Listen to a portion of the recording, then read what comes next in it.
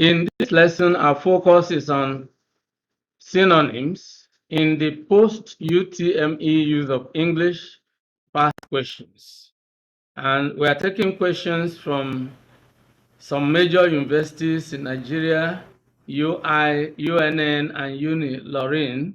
UI stands for University of Ibadan, U.N.N for University of Nigeria and Nsukka, and Unilorin for University of Ilorin. So we are going to take questions from the post UTME exams conducted by these major universities just to show you how to answer questions in the post UME use of English. So come with me as we dive into it right away. Let's begin with the items we have in this lesson. Number one, what is post UTME and why is it important? Two, how important is English in post UTME exams?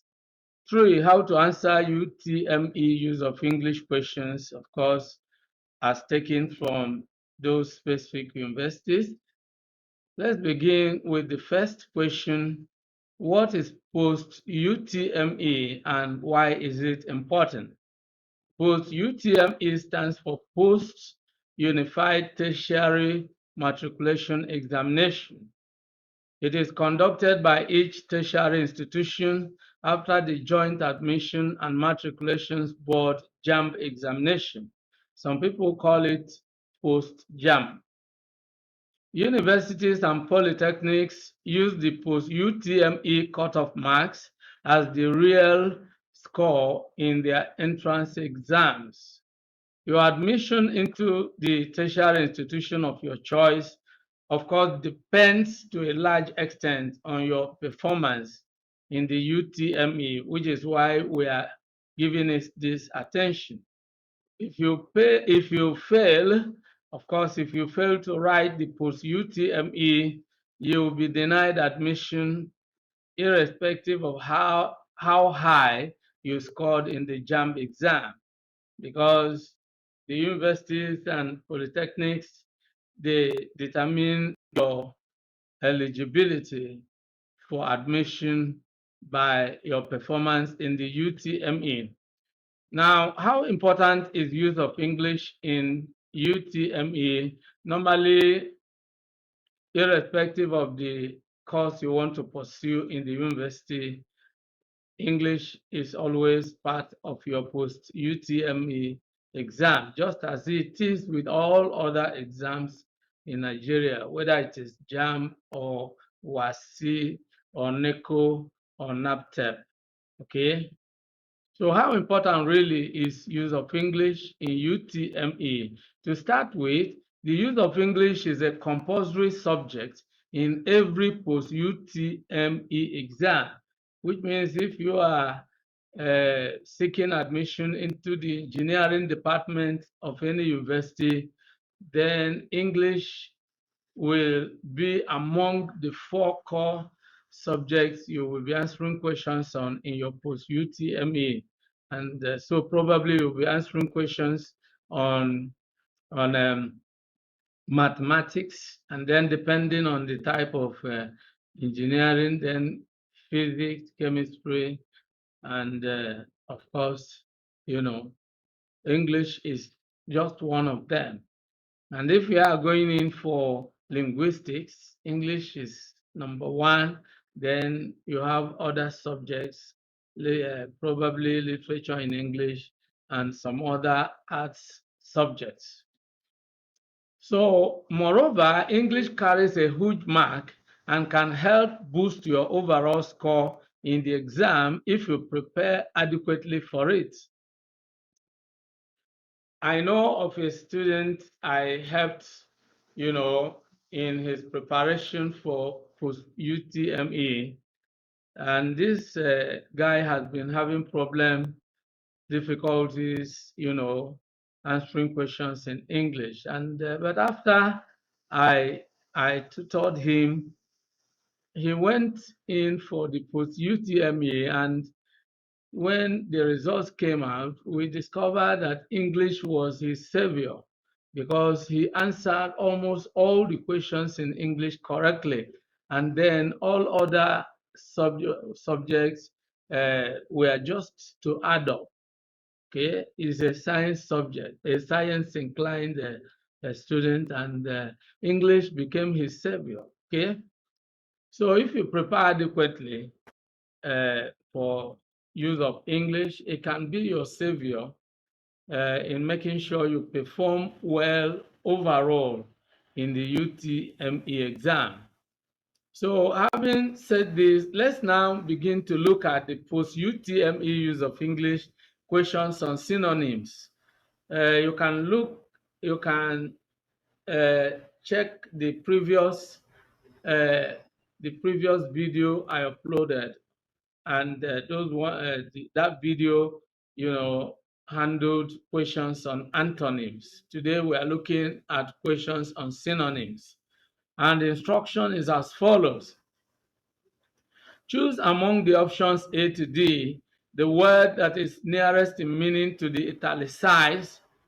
Of course, I use underline here for the purpose of this lesson, nearest in meaning to the underlined word in each of the sentences. So let's begin to look at it. Number one, the governor has been accused of being spendthrift by the legislature. Then the options are A, frugal, B, extravagant, C, okay, mean, and D, selfish. Okay. Now, the way to answer this type of question is, of course, for you to look at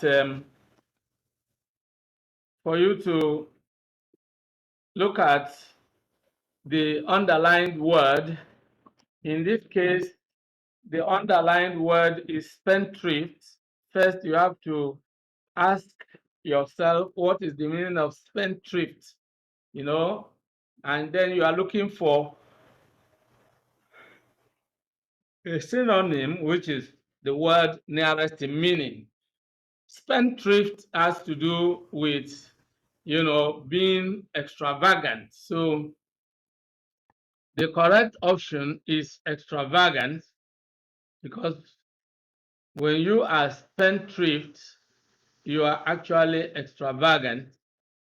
Okay, that's exactly what it is. You are extravagant. Okay, when you are spendthrift, you are extravagant. Well, I want to really get this right. So spendthrift is the given word here, and the answer is extravagant. Extravagant. Okay, that's the correct answer here, extravagant. Another word you can use if the option is there is prodigal. When you are extravagant, you spend, you spend your money on wasteful things. Another word can be wasteful. Wasteful, being wasteful, being extravagant, being prodigal. So those are words you can use. Then number two, the discussion became animated when the professor came in. When a discussion is animated, it becomes exciting, it becomes lively. Okay, so that is exactly options. The options are A, specialized, B, lively, C, intellectual, D, unruly. The actual option is lively. That's the correct option, lively. Okay. Number 3, based on his medical experience, the doctor noticed the tell signs of the battering on the patient's head: A, suspicious marks; B, revealing marks; C, confirming looks; and D, signifying marks. Tell signs are signs that give you some idea about something. You know, that's what shows the doctor the cause of the battering. You know, so that should be B, revealing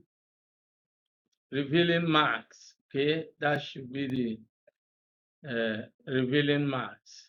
Okay, revealing marks.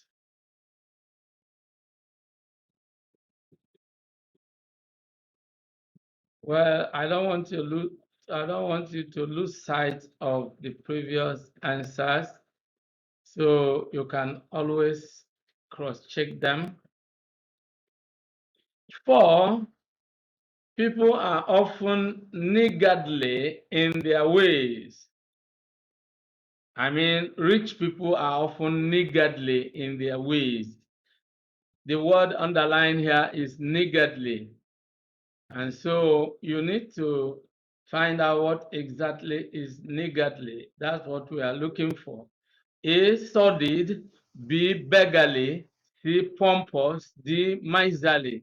The correct option is miserly. When you are niggardly, it means you are miserly.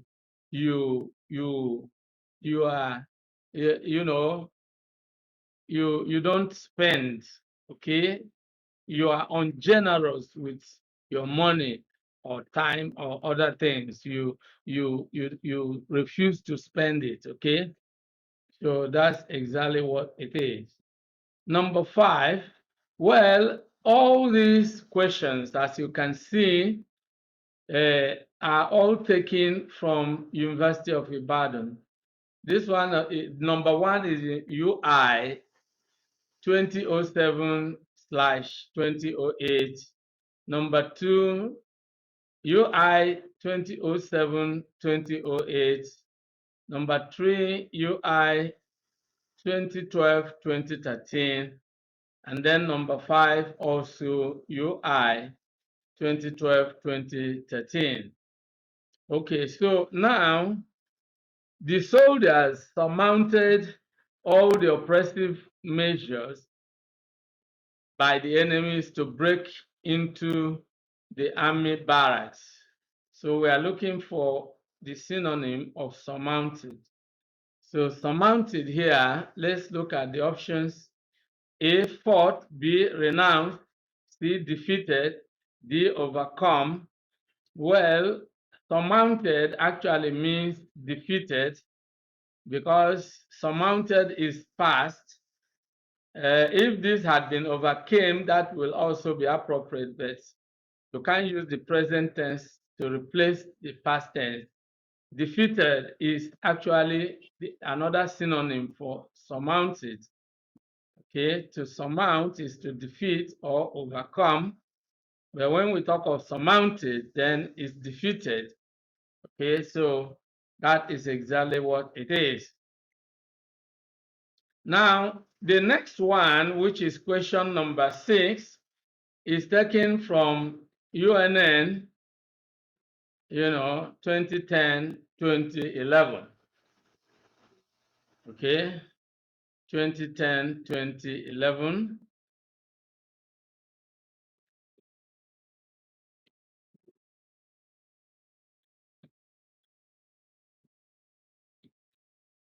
Now, the candidate was disqualified as a result of his irreverent behavior. The word underlined here is irreverent. Options: A, shameful; B, disrespectful; C, careless; D, abnormal. Now, when you are irreverent or your behavior is irreverent, it means your behavior shows a lack of respect, and so the actual correct option here is disrespectful, showing a lack of respect for people or things, especially people or things that are believed to be important. Number 7. Again, this is taken from U.N.N of 2010-2011. And you can see here, there is a theory that postulates that all Nigerian languages derive from one source. The underlined word is postulate. Postulates. Option A, confirms. B, affirms. C, suggests. D, emphasizes. Now, to postulate is actually to suggest or to assume. So the correct option here is C, suggest. Okay. So we are now going to the next slide, and then we continue from question number 8. So let's clear all these signs as we move on to the next question. And that's question number 8.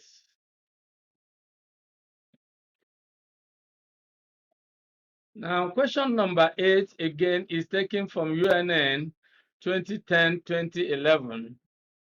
Okay.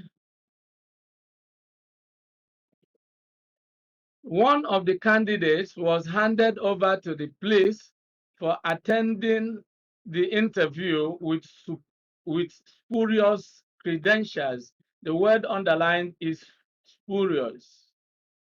So we are going to look for the word spurious, what exactly it is. Okay, spurious.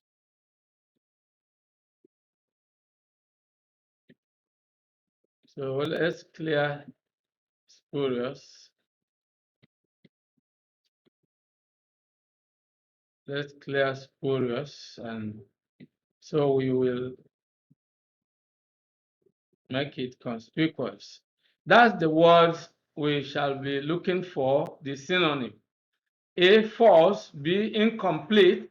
C, unsigned. And D, altered. When something is spurious, it is false or fake, you know. That's another word, false or fake. Okay, so the correct option is A, which is false. Okay. Question number 9. Question number 9, of course, is taken from U.N.N 2010-2011. The governor's address during his recent visit to our town was delivered extempore.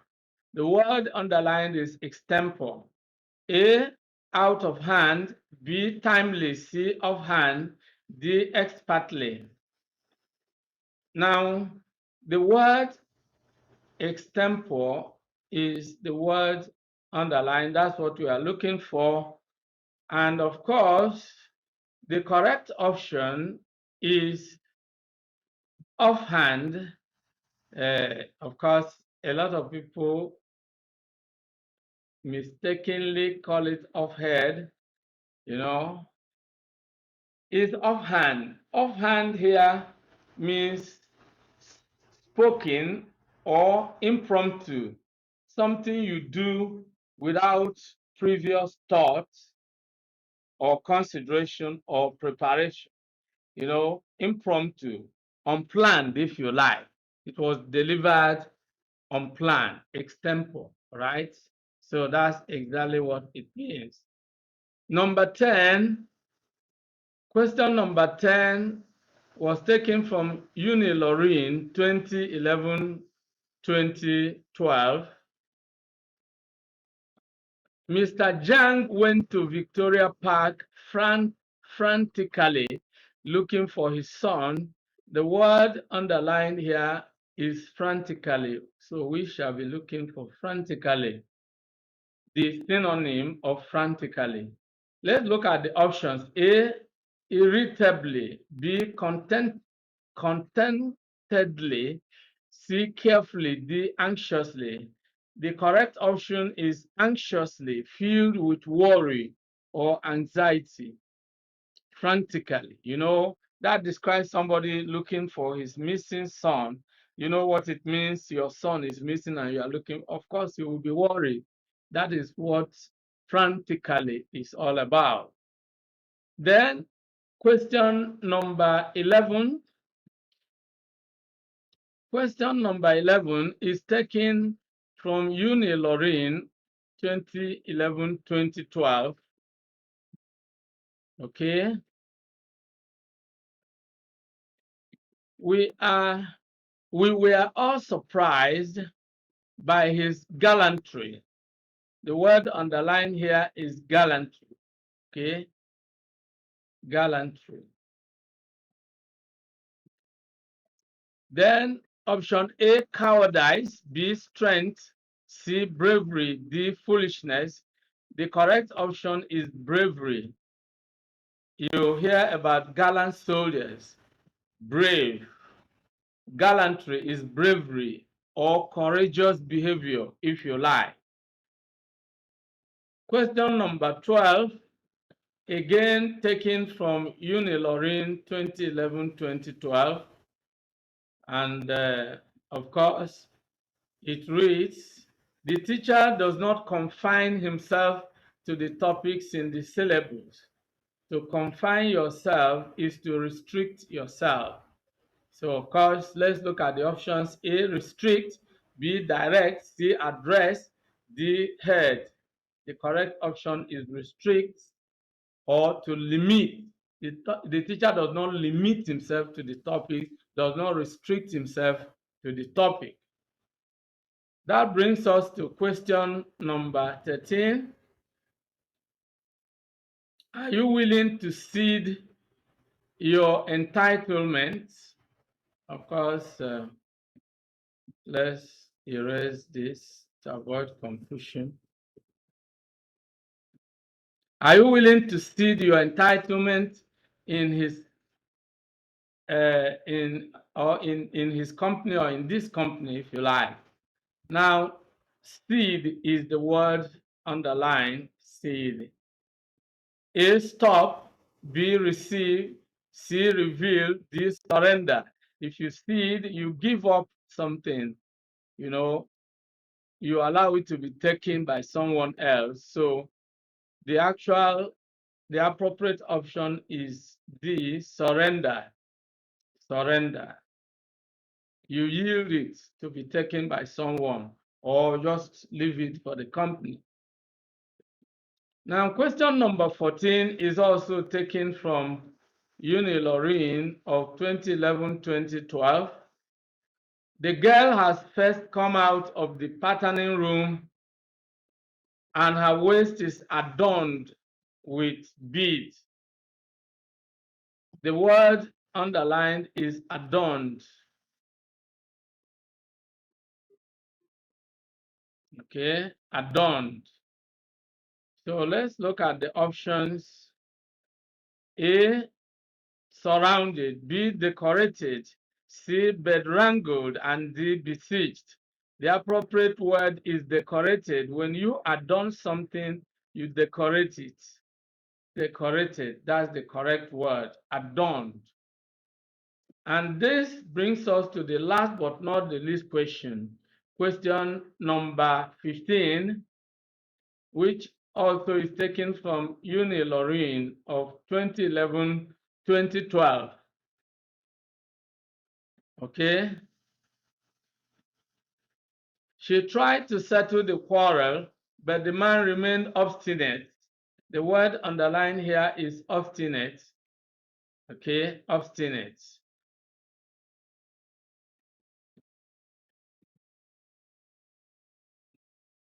Obstinate. Well, something is not quite clear here. So, obstinate, I think this is a bit clearer. Okay, so we are looking for the synonym of obstinate, the word nearest in meaning to obstinate, obstinate to her. A, offensive, B, angry, C, stubborn, and D, unstable. The appropriate option is C. When someone is obstinate, he or she is stubborn, as obstinate as a mule or a horse, stubborn. So this brings us to the end of this lesson. Many thanks for watching today's video. A big thank you to all of you out there for being part of today's episode. I hope you enjoyed the video. If you did, kindly subscribe to this channel. Subscribe now as a way of giving us support. For notification about new videos, click on the bell icon. You will find the bell icon. Click on it so that whenever a new video is uploaded, you will be instantly notified. If you have actually enjoyed the video, like and share the video with your friends and relatives. This is very important. If you have any comments, leave your comments below. Any questions, any suggestions, we would gladly receive them and respond promptly and positively to them. See you in the next video. I look forward to always seeing you in the new video. Thank you.